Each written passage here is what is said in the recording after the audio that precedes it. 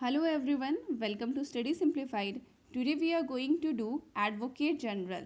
जैसा कि आपको पता है कि हम लोग स्टेट एग्जीक्यूटिव कर रहे हैं and in last class we did chief minister and state council of minister, तो उसी क्रम में आगे बढ़ते हुए today we are going to do advocate general, जो कि लास्ट पार्ट होगा स्टेट एग्जीक्यूटिव का and in next class we will start state legislature.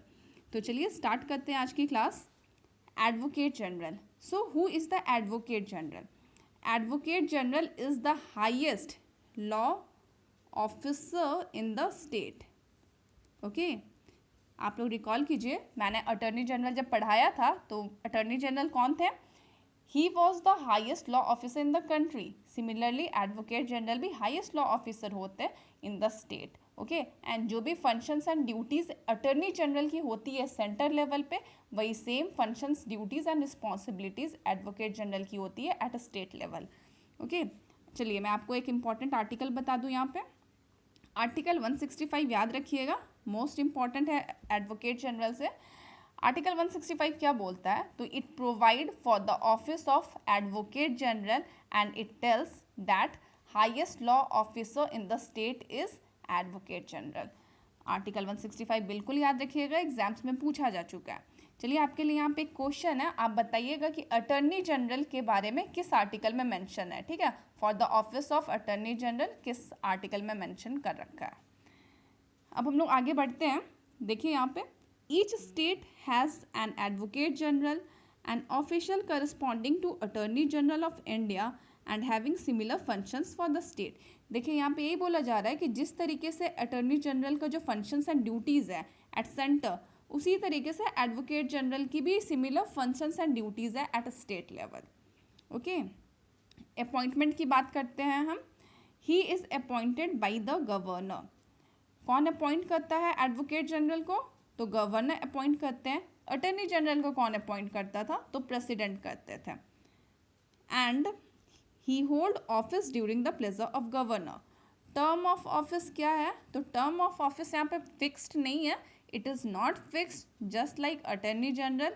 वहाँ पे भी क्या था कि attorney general hold the office during pleasure of president. यहाँ पे भी हम लोग को वही देखने को मिल रहा है. This means he can be removed by governor at any time. ठीक है, वो गवर्नर उनको रिमूव कर सकते हैं. एज वेल एज अगर वो रिज़ाइन देना चाहे तो वो किसको रिज़ाइन सबमिट करते हैं? रेजिग्नेशन अपना गवर्नर को अपना रेजिग्नेशन सबमिट करेंगे. ओके देखो जनरली होता क्या है, जब काउंसिल ऑफ मिनिस्टर रिज़ाइन करती है तो साथ में एडवोकेट जनरल भी अपना रेजिग्नेशन सबमिट कर देते हैं गवर्नर को. क्योंकि जब न्यू इलेक्शन के बाद जब new chief minister as well as state council of minister आते हैं तो वो गवर्नर को एडवाइस करते हैं कि आप इस इंसान को एडवोकेट जनरल बनाइए. तो क्या होता है कि ऐसे भी जो पुराने वाले एडवोकेट जनरल हैं उनको तो जाना ही है, तो वो खुद ही रिज़ाइन दे देते हैं स्टेट काउंसिल ऑफ मिनिस्टर के साथ, जब state council of minister resign देती है तब. Okay otherwise he enjoys the office during pleasure of governor. Governor जब तक चाहे उनको रख सकते हैं. ठीक है, अब हम लोग आगे देखते हैं. यहाँ पे क्वालिफिकेशन क्या है एडवोकेट जनरल के लिए? तो देखिएगा यहाँ पे only a person who is qualified to be a जज of high court can be appointed advocate general. यहाँ पे क्या बोला जा रहा है? यहाँ पे बोला जा रहा है कि ऐसा इंसान जो कि क्वालिफाइड है फॉर द अपॉइंटमेंट ऑफ जज ऑफ हाई कोर्ट, तब वो एडवोकेट जनरल बन सकता है. सबसे पहली बात तो आप इतना याद रखें कि एडवोकेट जनरल जो है he will be appointed by governor. दूसरी बात, he must be qualified to be appointed a जज of high court. High court के जो जज होते हैं उसके लिए जो क्वालिफिकेशन चाहिए, सिमिलर क्वालिफिकेशन यहाँ पे एडवोकेट जनरल का भी होता है. अब हम लोग डिस्कस कर लेते हैं कि जो जज ऑफ हाई कोर्ट है उनके लिए क्या क्वालिफिकेशन चाहिए होता है. ऐसे तो मैं आपको जब high court and supreme court बताऊंगी तब तो डिटेल्स में बताऊंगी, बट फिर भी आप यहाँ पे जान लीजिए, शॉर्ट में मैं बता दूँ. तो जो हाई कोर्ट के जज होते हैं उनका क्वालिफिकेशन क्या है?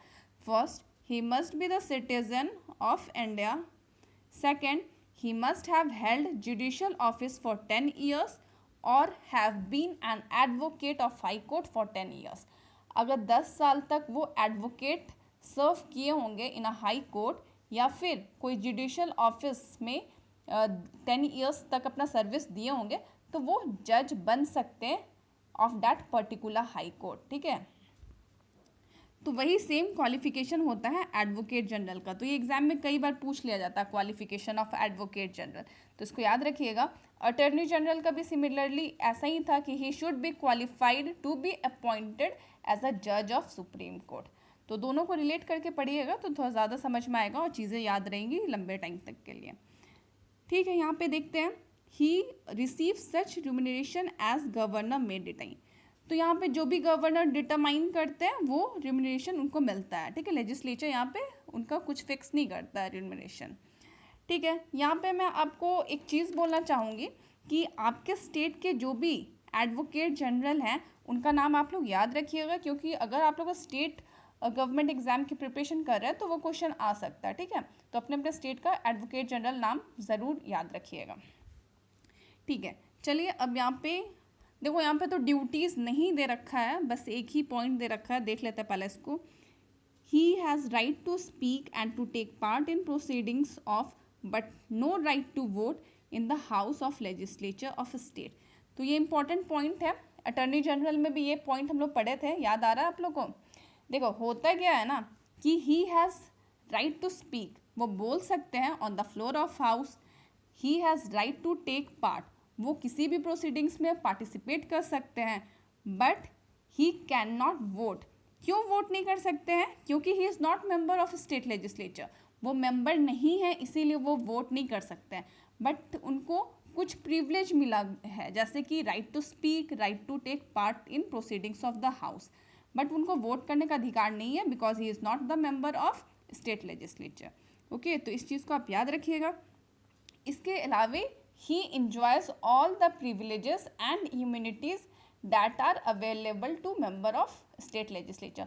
जो किसी भी member of state legislature को privilege and immunities provide की जाती है, similar privilege and immunity advocate general को भी मिलती है, ठीक है।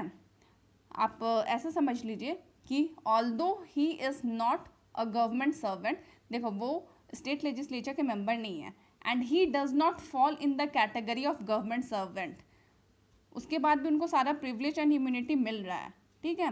बिकॉज देखो क्या होता है ना, वो गवर्नमेंट सर्वेंट क्यों नहीं है? क्योंकि उनको जो भी प्राइवेट लीगल प्रैक्टिसेस होते हैं ना एडवोकेट वगैरह के, वो परफॉर्म करने के लिए अलाउड रहता है, ठीक है। ही is not debarred from private legal practices, तो वो अपना प्राइवेट लीगल प्रैक्टिस भी करते हैं, एंड जब गवर्नमेंट उनको बुलाती है कोई ड्यूटी परफॉर्म करने के लिए तो वो ड्यूटी परफॉर्म करने भी जाते हैं। So he is not full time government servant, okay.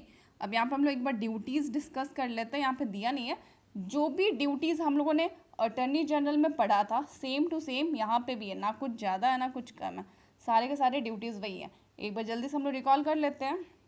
देखो सबसे पहले क्या था कि जो हमारे एडवोकेट जनरल है, he is the highest law officer in the state. तो वो लॉ ऑफिसर है, तो वो क्या करते हैं? He give advice to state government on legal matters, legal matters पे एडवाइस देंगे स्टेट गवर्नमेंट को। दूसरा ड्यूटी क्या होगा? He will perform duties of legal characters that are assign to him by the governor. Governor अगर कोई legal character की ऐसी ड्यूटी है जो गवर्नर असाइन करते हैं एडवोकेट जनरल को, तो वो उनको परफॉर्म करना पड़ेगा, ठीक है। तीसरा, ही appears on behalf of state government in all the cases in the court where state government is concerned। तो जिस कोर्ट में भी अगर कोई केस होगा जहाँ पे स्टेट गवर्नमेंट कंसर्न्ड है, तो कौन रिप्रेजेंट करेगा स्टेट गवर्नमेंट को? तो एडवोकेट जनरल रिप्रेजेंट करते हैं on behalf of state government, ठीक है। तो ये जो भी लीगल ड्यूटीज़ है ना स्टेट का, वो एडवोकेट जनरल ही परफॉर्म करेंगे एंड देखेंगे, ठीक है। तो बस इतना याद रखिएगा। चलिए यहाँ से एक चीज़ मेरे ध्यान में आ रहा है, अटॉर्नी जनरल के बारे में मैंने आपको पढ़ा रखा है, सॉलिसिटर जनरल के बारे में पढ़ा रखा है। सॉलिसिटर जनरल याद कीजिए, वो जो होते हैं वो कौन होते हैं generally? He is subordinate of attorney general of India, right. और जनरली वो सेकंड लॉ ऑफिसर होते हैं ऑफ द कंट्री। तो मेरा एक क्वेश्चन आपसे, आपको बताना है कि at present who is attorney general and solicitor general of India. तो ये कमेंट सेक्शन में बताइएगा। स्टैटिक क्वेश्चन भी बहुत इंपॉर्टेंट होता है, बहुत सारे एग्जाम्स में पूछ लिया जाता है, तो इसको भी आपको पढ़ना है ना। तो चलिए इसको बताइएगा। और आज का टॉपिक तो बहुत छोटा सा था बट इम्पॉर्टेंट है, तो ध्यान में रखिएगा। अगर कोई क्वेरी होगा तो कमेंट बॉक्स में पूछिएगा। And thanks for watching.